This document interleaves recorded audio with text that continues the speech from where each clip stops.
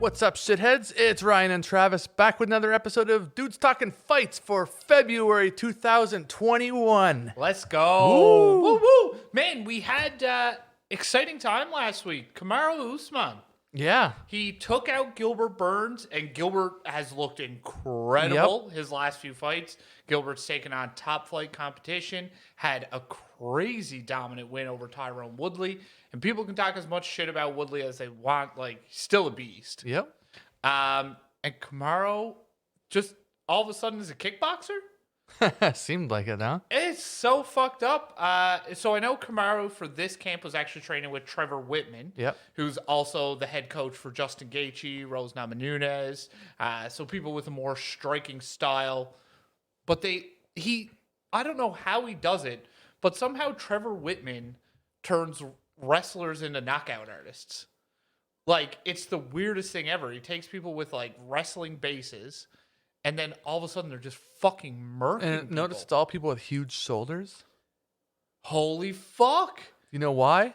Because when you fucking hit someone real hard, your shoulder's going to be able to take it. Yeah. You know what I mean? Like, you want like a shock absorber. when you throw a really good hit and you nail someone good, it hurts your whole fucking arm. Yeah. All the way up. Man, it's incredible. Like, what Kamaru Usman did is nothing short of amazing. Like, to see him finish someone that way was... I think he's now turned a corner. I think Saturday past, he turned a corner where now you start talking about who's the greatest welterweight of all time. With that finish, it's like, is it Usman or GSP? Like, I still say it's GSP. I think Usman still has a while to go. I think he needs more defenses, like top tier defenses, not just defenses that are like kind of next in line guy. He did beat GSP's win streak. Yes, win streak, but not overall title wins. Defense, right? But I would argue that Usman had a tougher road to the belt. Tougher road to the belt, not a tougher road to keep it, though. I don't know, though. Colby Covington? Yeah. It's tough to say then versus now, though. Cause it is, like... You'll never know, right? Because on one hand, like, GSP had to deal with some crazy fucking people, like John Fitch, Thiago Alves, Dan Hardy, Johnny Hendricks. Dude, he had to deal with Josh Koscheck. That's not even a joke. Like, that's a guy that never made it to, like, a UFC belt, but, like, should have. If GSP didn't exist, Koscheck was a champion. Yep. If GSP didn't exist, Jake Shields was a champion. Yep. Like, he shut down should be champions. And I feel like in Kamaru Usman or in Gilbert Burns, that was Kamaru Usman for the first time really shutting down a champion outside of Tyron Woodley. Might have been a bit of a production value too, but when GSP was on his title run, right? The way that they made it seem was because this is right when UFC acquired some other brands like WEC and Strikeforce and all that shit, right? Right. So they made it seem like these next challenges for GSP, well, this is the one that's got to take him down. He's got every bit of the recipe to take down what GSP's been known for. Yeah. And yet GSP kept getting his hand raised, doing this same thing, which was, I'll admit, kind of boring, but he did it better than anyone. Right. You know what I mean? I agree. And GSP was such a tactician that, like, in that Koscheck fight, I think is a really good example. Yeah. Like, GSP, arguably one of the better technical wrestlers to ever exist. Oh, yeah. But all of a sudden, he's a boxer for that fight and just stands behind his jab. And that's what I kind of mean with the Kamaru thing. I think we're about to see him turn a corner where all of a sudden he's not going to be a wrestler anymore. He's just going to be like, oh, you think you're good at striking? Let me fucking show you. Yeah. And then, because Gilbert Burns is a striker and a Brazilian Jiu-Jitsu wizard. But, and then Kamaru was like, oh, I'm just going to fucking beat you at your own game. You know what I want to see Kamaru do? What's that? Grow a beard. Not a big one. Oh, yeah. But, like, have, not look like he's 15. 100%. Yeah, that would definitely be a good look. And, like, beard does a lot for Tyron Woodley. Like, it did a lot for Brock Lesnar, too. It did make Lesnar look like a badass. But I think Kamaru deserves credit where credit's due. So Gilbert Burns is a big win. Yeah. Colby Covington's a big win. Woodley, when he beat Woodley for the belt, Woodley was unstoppable. Yes. But Woodley, I think, got distracted really bad. And I think we're still seeing ramification of that now. Like, when he went into this thing with fucking TMZ and rapping and all this stuff and his record label, it's like he forgot about what got him to the dance. Yeah. You know, you're rich and able to do all these things, and you're famous and able to do all these things because you're a fucking monster. Yeah. And somewhere along the line, I think that got missed. He also has a win over Rafael dos Anjos. That's what got him his title fight. He has a win over Damian Maia at a time when Damian Maia was unbeaten at welterweight. Really? Yeah. Unbeaten at welter. At welter, yes. And then he also has his second UFC fight ever was against Leon Edwards, who right now, Edwards is getting ducked really bad right now. Oh, he's getting fucked with. Yeah, because Kobe won't take the fight with him. How many fights did he just have die out because of just COVID shit? Like 3 or 4? COVID, he got COVID, and then he was supposed to fight Khamzat. I can never pronounce his full name. Shemev. That guy, yeah. That is a very interesting person. So, first of all, Leon Edwards is a fucking lunatic for taking that fight. Because Leon Edwards is ranked top 3. Khamzat's like 15th and a fucking monster. And Leon's just like, yeah, do you think this guy's good? Come on. Let's fucking go. I don't care about rank. Let's go. Yeah. But then Kobe ducks him.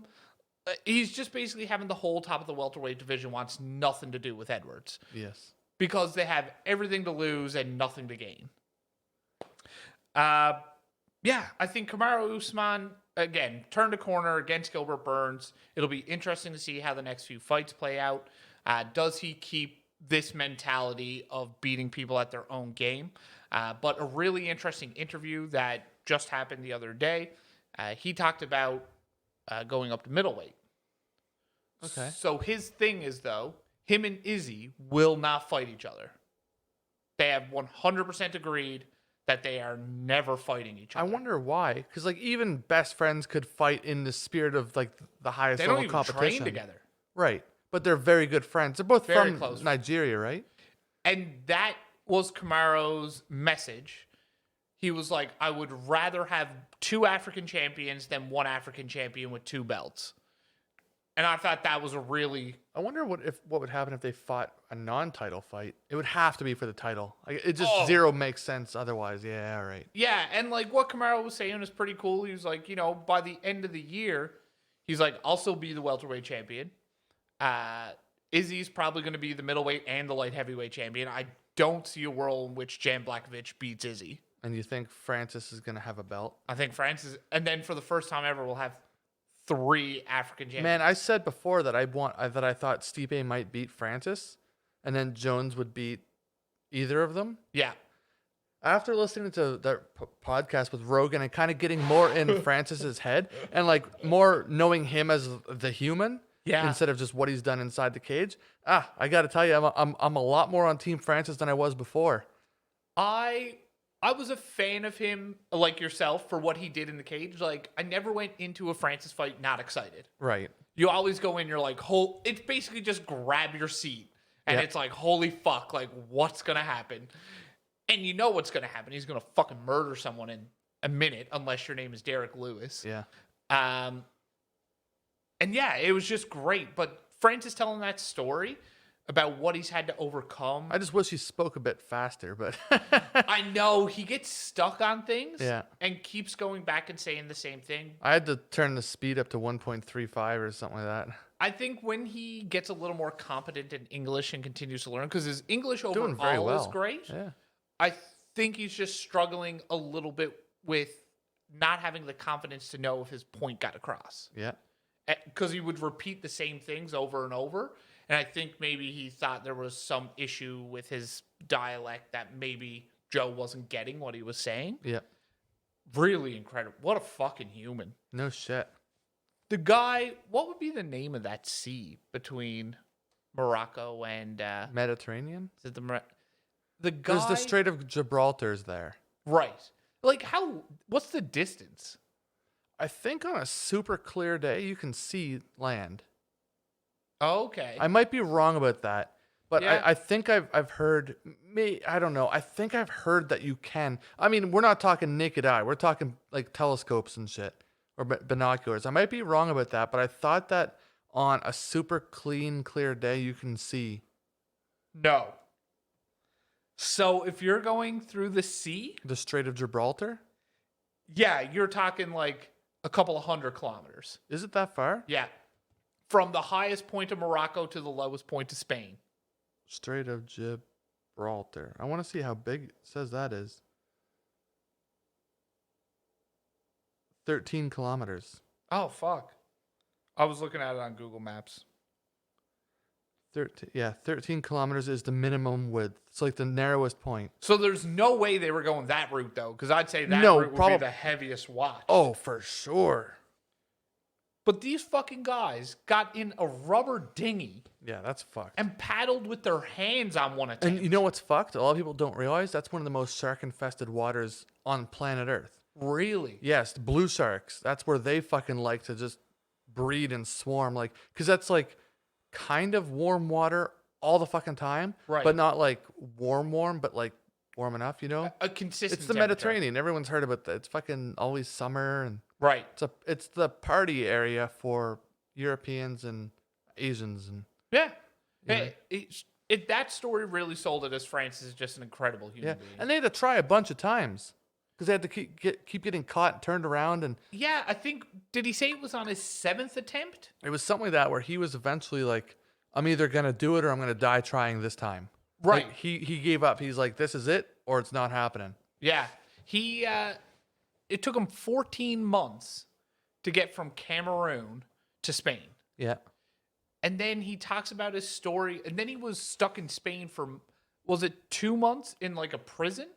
I don't remember it being in a prison. But. Yeah, so like a prison type refugee camp. And then he got to go to France and he was homeless, like living in a fucking parking lot. Yeah. And the story just gets better. The fucked up part, this wasn't even that long ago. No. He's only been training MMA for, what did he say, 6 years? Something like that. Fucking incredible. And he didn't even want to do MMA. No. He wanted to be a boxer. It's amazing. It's a really, really cool story. And truthfully, I'm hoping he beats Stipe. I'm hoping he gets the belt.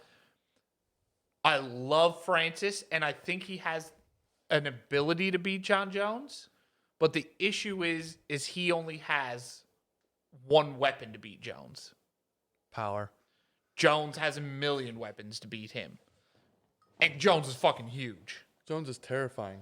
That is a scary human being. Man, see those videos of him doing like those heavy lifts and shit? Like, fuck, man. How many plates did he have on that thing I saw the other day? Like, he must be 250 pounds. It's insane. Like, I bet there's only going to be maybe a 10 or 15 pound difference between him and Francis.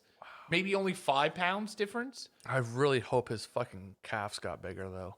I am really hoping that his speed is still there, too. Yes. Because Jones has never been a power striker. That's never been his thing. Maybe he is now. That he's fucking colossal. Yeah. Because if you look at Cormier never used to really knock anybody out at light heavyweight, but then he knocks people out at heavyweight. Yeah.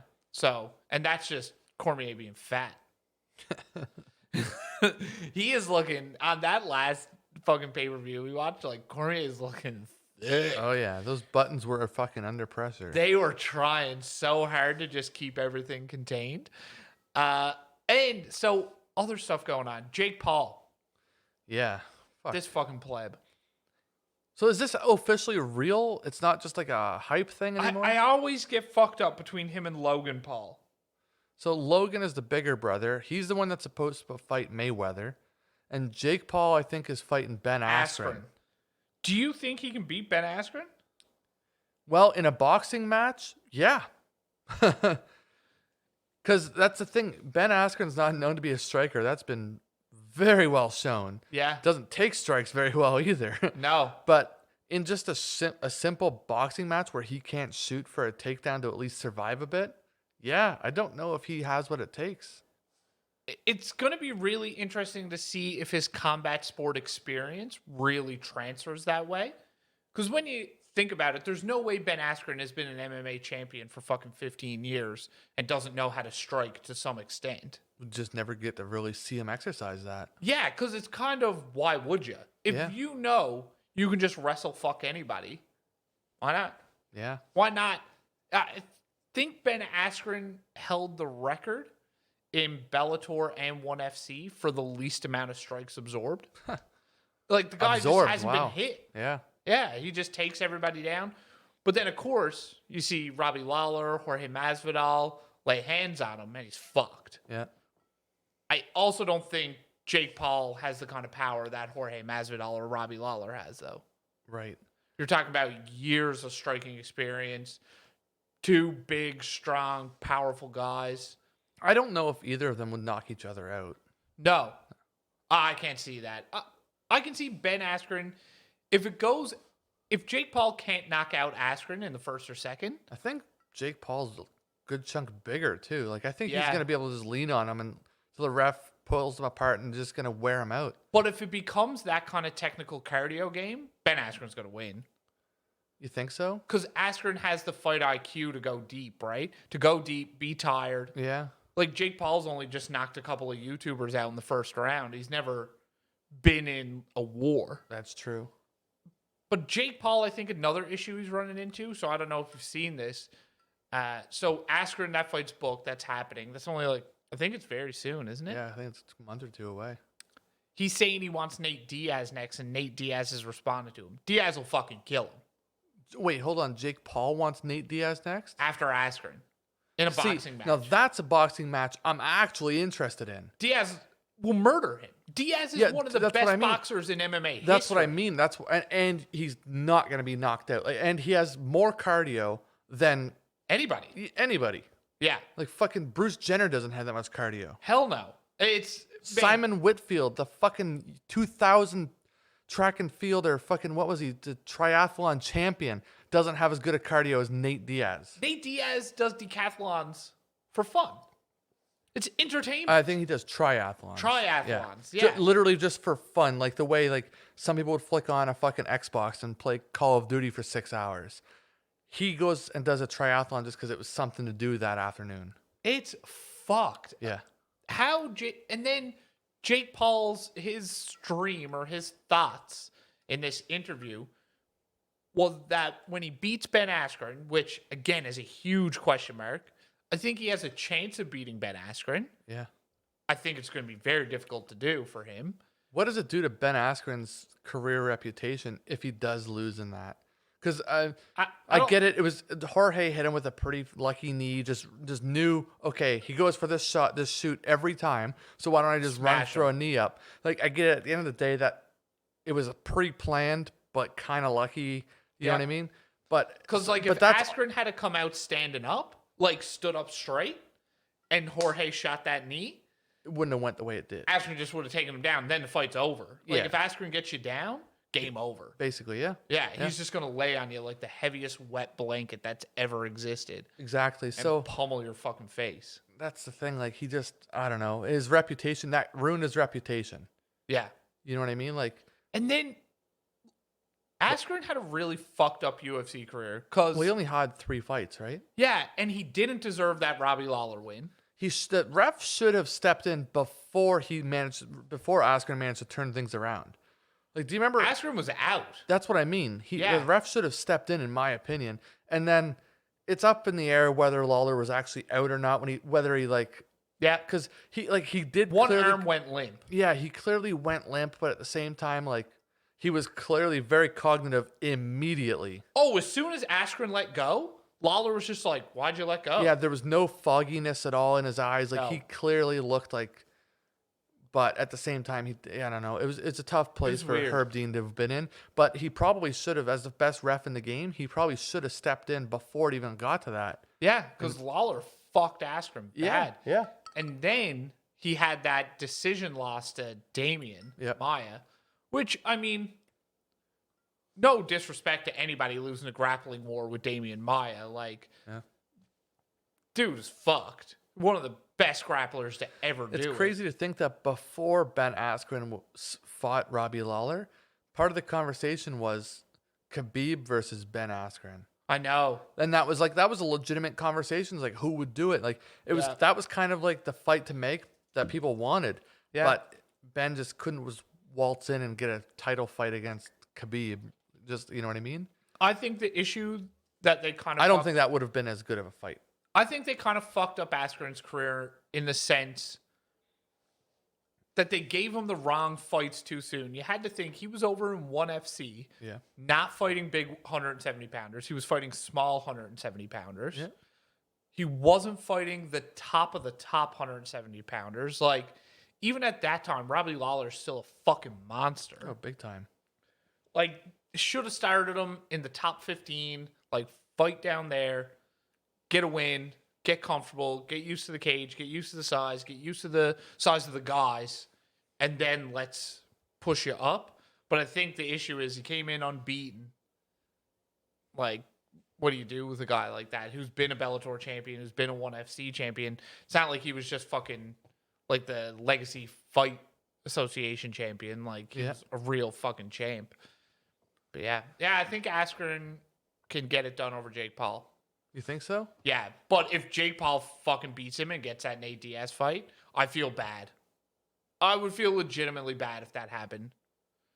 Like, if I want to watch, I'm actually interested in the Paul Diaz fight though. That just because it'd be one of those moments where I know how it's gonna turn out, and I just want to see a guy get his ass kicked for being get humbled. Yeah, exactly. Yeah, because. Then he's also talking about that he wants to fight McGregor. And I'm like, wouldn't pick your poison, Diaz or McGregor. Diaz is going to drag you through 10 rounds of fucking hell. Yep. He's not going to finish you. He's going to sit there and pick you apart and make you look like a piece of shit for 10 rounds. He'll be fucking in your head the whole time, probably flapping his gums fucking the entire time. Every breath he takes, he'll fucking be flexing at you and...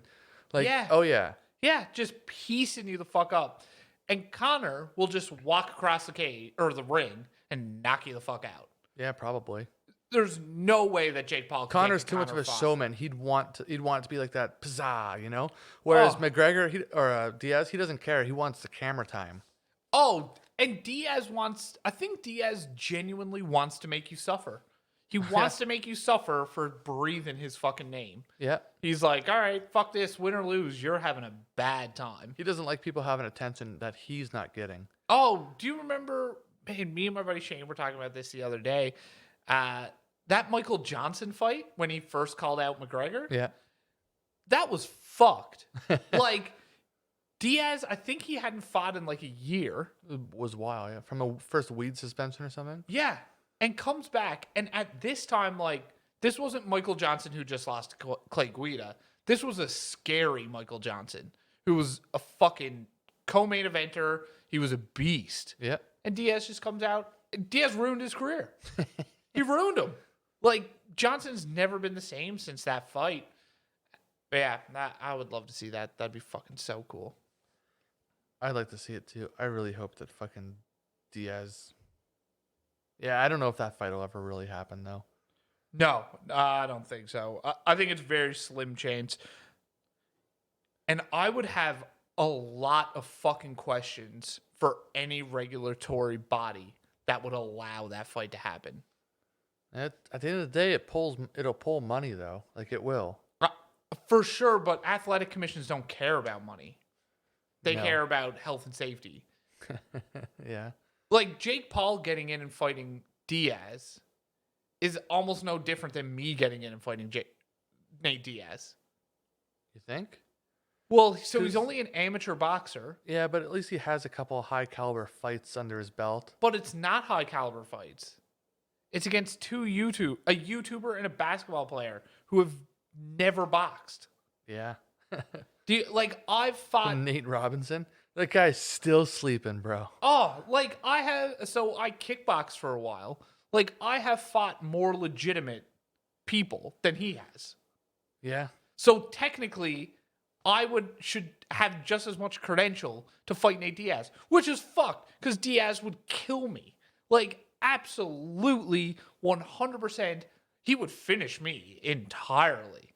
But yeah, I think that'd be fucking hilarious. I would love to see Jake Paul get the shit kicked out of him. Yes.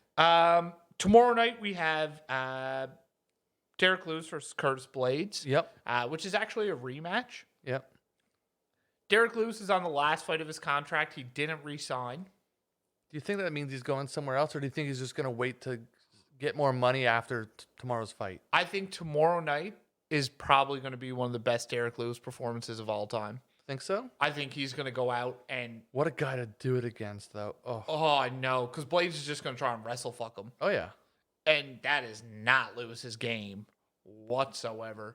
Nope. So what would be interesting about this would be Lewis avenging a loss if he can beat Blaydes. Yep. And if he goes out and dominates him, knocks him out, obviously he has a huge bargaining chip to command a lot more money. He's also very popular. People really like to watch him. People like his character. His Instagram page. Yeah. Like, Lewis is almost a Diaz type of fighter. People love his fighting style. People love that he'll just fight anybody. He doesn't fucking care about anything. He's just... And you never know when the knockout's going to happen. Yeah. And then he just talks shit, but he's funny. Yep. He's very endearing. So, yeah, I think if he can fuck up Blaydes, it'll be interesting to see, though, like, Bellator could put big money in his face. They could, but... And if he goes over to Bellator as a heavyweight, like, could be a champion. Yeah, I don't know if that would be... That's so weird to think that... Because that's totally reasonable to happen. If Lewis was over there. Yeah. Like, really, the scariest competition you'd have to deal with is, like, Walt Harris. Bader at heavyweight. Oh, actually, no. Rumble's over there. Was he in heavyweight, though? No, Rumble's fighting at middleweight. Oh, no, light heavyweight. They're doing another tournament. Really? Yeah. Another Grand Prix? Yeah, and it's the opening round. The first round is Yoel Romero versus fucking Rumble. Right, I knew that. Yes, it is fucked. What channel are they on now? I have no fucking idea. That's probably why they're doing another Grand Prix, is to bring ratings to whatever channel that's going to be on. That fight... Because it's going to be on, like, ABC or something weird, wasn't it? No, ABC is UFC's partner now. Okay. It was going to be like a mainstream U.S. channel. Yeah, because it's so weird. The UFC left Fox and went to ESPN, which is owned by Disney. But then when the UFC left Fox and went to ESPN, Disney bought Fox. So now UFC is on ESPN and it's also on ABC. Which is fucking crazy. Can you imagine? Imagine thinking 10 years ago that Disney was going to have the broadcasting rights to the Ultimate Fighting Championship. Wow. That is quite the thought. It's fucked. Yoel and Rumble, who do you think got that? Yoel has a lot more to prove after being, like, let go. Yeah. Because it wasn't like he walked away. It was like they're like, you can go away now. And the UFC did try to re-sign Rumble, but I think Bellator threw more money at him. Yeah. So I don't know, man. I think that Yoel has a little bit more to prove. Plus, like, let's be real. I mean, Rumble's no joke, but if Yoel loses again, because he just lost his last 2 in UFC, or 1? Just 1, maybe? 2? I don't remember. No, Yoel went on like a 4-fight skid. Did he? It was that much. It was that bad. So his entire gross, like whatever he's worth, is gone if he loses again into like the B League, you know? Yeah, because I think it was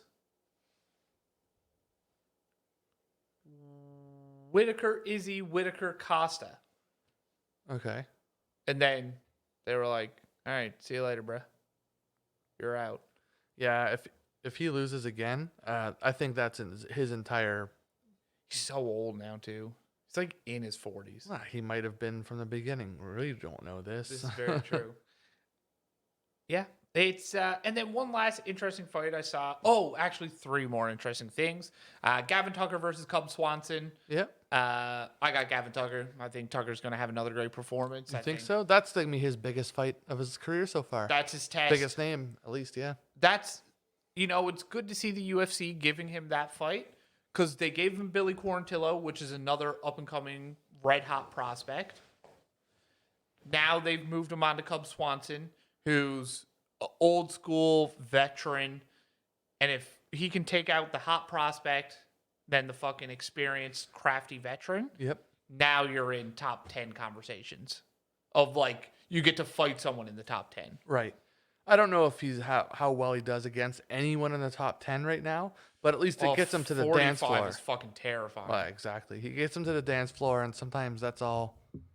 Yeah. You know, weird shit can happen. And one thing I have to say about Gavin that seems really interesting, you know, we had our discussion with Peter, and then I recently listened to a podcast.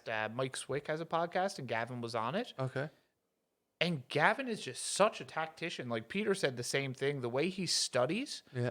And it was so apparent in that Billy Quarantillo fight because Billy was the heavy favorite, and Gavin just picked him.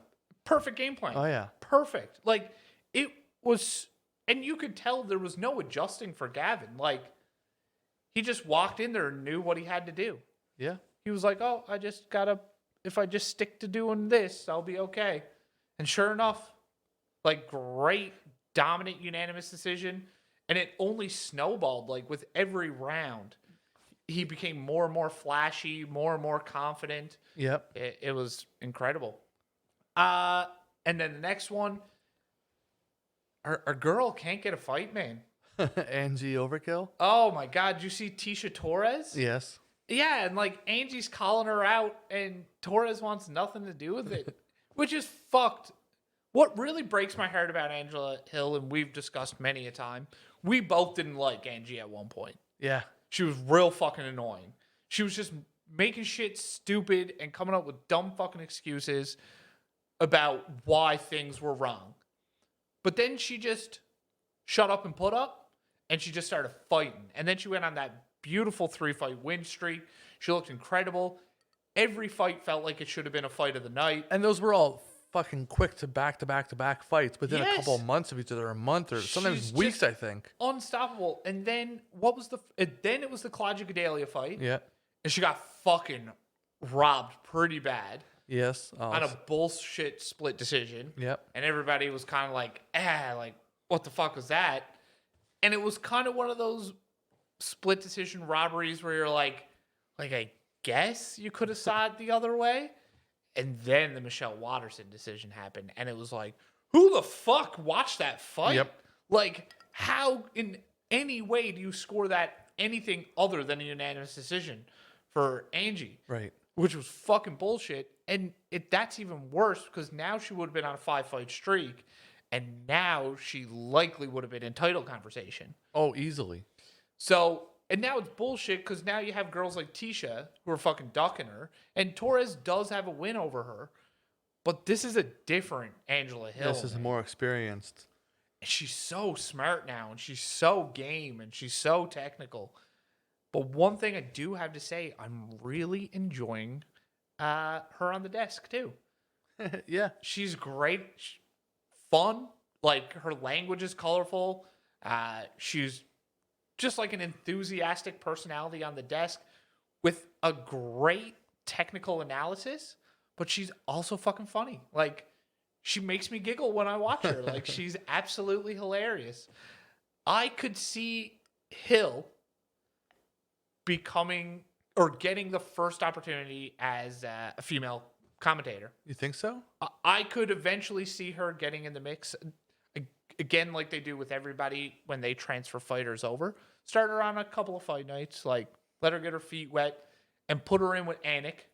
Like, don't put her in with DC because DC's going to overpower her. Put her in with Anik because Anik will play really well with her. Yep. I think Felder and her would be really good together. He'll tee her up for good conversation, good bits and all that. Yep. Yeah, you're right. DC would just probably override her. Oh, yeah. DC's awesome, but he is... I find the only person who can tame DC on the mic, and even this is getting away from him a bit now, is Rogan. Yeah. Because Anik struggles with DC. Like, I find sometimes, like, Cormier's just he doesn't shut the fuck up sometimes. Yeah. And he doesn't let Anik do his job. And sometimes he even, like, he doesn't do it as bad with Joe. But I think that's because everybody knows, like, Rogan is the GOAT. Don't fuck with Joe. Yeah, Rogan's the GOAT. Best commentator of all time. But yeah, I'd love to see Angela Hill. I would love to listen to her talk for a full fucking fight card. I think she would be great. I think she'd add some funny color. But yeah, I'd be all about it. And what was the third fight you had on your little list? Oh, God, I lost it. Well, I'll tell you this. How about we shift gears just slightly? Sure.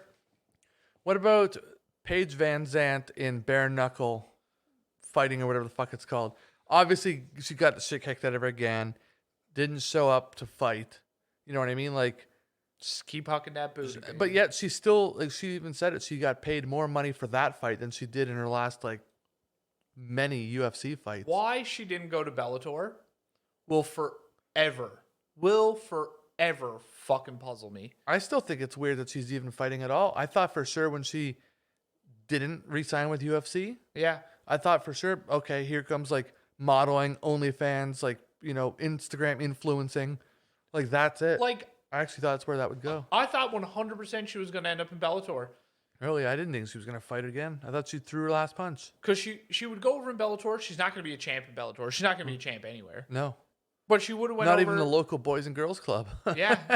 She would have had some. She's a big enough name that she can carry a co-main event really well if you pair her up with a good main event. Yep. Her boyfriend or her husband is like Bellator's golden boy. They love him. Austin Vanderford. And he's doing really well in the 170-pound division. He's actually a really good fighter. Yeah. He's excellent. And I'm sure he's making big money over there because they fucking love him. Like, just all the pieces were together for her and her man to do really well together in Bellator. They could essentially go on to be the faces. Imagine they both were like co-headlining. It'd be super cool. Or headlining and co-headlining a pay-per-view or something. I think that would be really hard because I don't think let's say she goes first or he goes, whoever goes first, whatever, and one of them loses, I'd fuck you up. Yeah, probably. You'd be like, oh, like, that's shit. And then maybe you'd start being like, oh, was I doing the right things during our camp? Like, if they lost, like, why am I going to win? What did I do different? Yeah, that probably mentally fuck you up. I know Megan O'Leary doesn't even like to be out in the fucking crowd area when her husband's fighting. I don't even think she'll work. No, she'll work those. It's just, oh, really? She has. I saw an interview with her in a podcast or something where before her husband fights, she won't like do the interviewing and stuff. Yeah. Like that's someone else is on that one. Yeah. She won't be out in the crowd. Like she'll be in back somewhere. Yeah. And she doesn't even like to be somewhere where she can hear the crowd. So if she hears like the ohs and all that kind of stuff, yeah, she doesn't want to be like, oh, who is it? And she doesn't want to be anywhere near it. Right. That's fair, man. It'd probably be really hard to watch your significant other like get in there, especially with Benavidez' last two losses, man. They were fucking brutal. Figueiredo is terrifying. Yep. Oh, fuck. The last fight I wanted to mention. Cody Garbrandt's been calling for Jose Aldo. What do you think of that fight? I think that'd be a lot of fun. Yeah. I think I got Cody in that. I think I do too. I listened to Cody on Rogan recently. Yeah. I like that Joe Rogan's really picking back up the MMA show. But Cody sounds in a great mental place. I think he's ready to perform at the highest levels again. He's talking about getting back in there with TJ Dillashaw because Dillashaw's coming back. Yep. Yeah, there's some really interesting stuff. He's also still talking about going to 25. Wow. He talked about his walk weight, and I was alarmed at what it is. What was it? I never got into that one yet. He walks, so he fights at 135. Yeah. He walks at 142. Holy shit. He cuts almost no weight for bantamweight. That's not bad. Yeah, so that's when he talked about making 25. He was like, yeah, like people should just understand it's not an issue. Like if I dieted and got my walk weight to 135, like I'm there. Which is so true. I don't know anybody who doesn't cut 10 pounds for a weight class. That's crazy. Yeah. I wouldn't Imagine expect a him grown man being 125 pounds. I've been more than that since I was in 4th grade. But what's weird is like Cody's 5'9". Yeah. He's not your average small guy for those weight classes. Like he's a normal height. Yeah. Like there's a lot of guys who are 5'9" that are at 45, even 55. Wow. Well, to put it in perspective, Kamaru Usman's only 5'10". Man, I would be looking the fuck down on him. Yeah. Of course. I'm the same height as him. Jesus. Yeah. I look down on you. I know. But yeah, I think that would be a fight for the fans. That would be a great fight night main event. Just really exciting. Yeah. Yeah, that would be fun. Oh, and Frankie Edgar. I can't believe he didn't hang it up. Condolences. Yeah. Dude, one thing I came to the realization of, though, you know how the big thing is right now when someone gets knocked out bad like that, when they get slept? What happens on the internet immediately after? The memes. Did you notice something? There wasn't very many. There was none. I saw a couple, I think, but like in comparison to the hundreds I normally see. But the few Frankie ones we sent me and you back and forth, yeah, were all memes about people crying of him getting because he got knocked out. Like everybody was. I think I saw ones of him like sleeping on a couch and shit, but not very many. Not like the fucking. And not like the Connor one. That one really. Some of those went really viral, and he never even got knocked the fuck that bad out. Like Frankie got slept. Yeah. Oh yeah. Like, and it was a comedic fall. Does that raises the question? Are there certain fighters who are so universally loved that we care about them so much that there would never in a million years be any kind of like, from the real MMA community, like Frankie losing like that, not a single person wanted to make a joke. Everybody was just like, Yeah, that's the thing. So it's not the MMA community that makes the memes. Yeah. But if like Connor, who's one of the biggest faces on the planet, right? When he gets knocked out, you get a lot of people watching that don't even know who the guy he's fighting is. Right. They just know, oh, that's Conor McGregor. Yeah. You know, when it comes to Frankie, he's so far away from transcending the sport. Like he's a fight fan's guy. Everybody, you know what I mean? If you're into MMA, you love Frankie Edgar. Right, exactly. Yeah. It's like the old saying where fucking you can like a band, but bands like Rush. You know what I mean? Yeah, that's right. That's what Frankie Edgar is. So like you can have a favorite fighter, but everyone's favorite fighter, every fighter's favorite fighter, right? Yeah, it's Frankie Edgar. So anyway, long story short, because of that, there's a lot less people that see it. It doesn't have the eyes on it. Yeah. If that had happened on a Conor McGregor card, then those memes would have happened because the eyes would have been there. But no one watched that night. No one watched the fights that night. That was such a good night of fights. Yeah. That was for us. Oh, yeah. I feel like when the UFC was putting that card together, like with Guida and Edgar on it, they're like, this one's for you, you fucking nutcases. Here you go. Well, maybe Guida and Edgar will lose in one night. We'll make you really cry your fucking eyes out. Yeah. Dude, the pay-per-view last week, the one that had Kamaru Usman on it and that was Gilbert Burns, it was a super weak card. And Dana was saying afterwards in the press conference about how, oh, no, there's no illegal streamers tonight. We got them. We got them. And I'm like, no, you didn't. I watched it. I'm gonna be real honest with you. I watched it on fucking YouTube. That's fucked. Not even on some spammy site that like just infects your computer. I just straight up typed it in on YouTube and watched it. Yeah, it wasn't a good card. No, if you think that if he thinks the Pirates were down, that's how weak of a card you put together that didn't even want to take their time to pirate the thing. Yeah, it's that was a bad one. Yeah, there was nothing exciting. Really. The main event really was the only thing that made sense. Was worth watching. Yeah, you really can't. You can't get away with that anymore. You can't get away with a subpar card like that and not be punished. Yeah. And one thing that's really annoying that kind of like overall I love the UFC and overall I actually like Dana White. Oh, hell yeah. I think Dana White's a cool guy. He's, in my opinion, he's the face of mixed martial arts. Yeah, I think he's very important to the sport. Yeah. And we're not having this conversation without Dana White. Oh, hell no. And you said it right. He's important to the sport. He's not, well, yes, he's important to the UFC, but at the end of the day, the UFC can continue without him. Yeah. But I don't think the sport can continue to grow without him. No, entirely. Especially to where he's gotten us. I'm sure he's going to set up a legacy plan that when he's ready to release the reins, there's people there to that's what I mean. The business. When I say, like, for now, at this current time, I think there's someone that can probably step in and help run the UFC, like, as that company, like a Mick Maynard or Sean Shelby, right? Or exactly. There's so many options, I'm sure, that could fucking help run that company as a company. But I don't think that. Like, let's say something were to happen to him and he just either says, fuck it, or like something catastrophic happens, like an accident of some sort. Right. I think the sport doesn't grow. I don't know if it will be able to easily grow beyond the level that it's at right now. Yeah.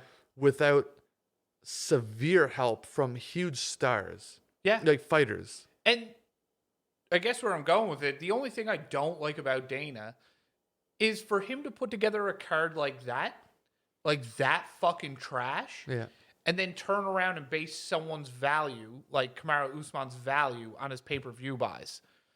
And it's like, you did nothing to help him. Yeah. Like, you didn't hold up your end of the bargain.